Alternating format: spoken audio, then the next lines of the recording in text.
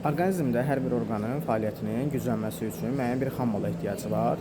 Necə ki, sümüklərin kalsiuma ehtiyacı var, necə ki, vəzlərin sinkə, selenə ehtiyacı varsa, bu maddələri mütəmadi olaraq orqanizmə verməlisiniz ki, o faydanı görəsiniz. Bəzən olur ki, insanlar müəyyən bir problemlər yaradanda masajla, fizioterapiya ilə və yaxud digər hansısa bir türkəçarə vasitələrlə daxildən deyil də xaricdən həmin problemi aradan qaldırmağa çalışırlar. Bu müəyyən bir müddət ərzində həmin ağrını azaltsa da, əzəllər boşalır, rahatlaşır bədən.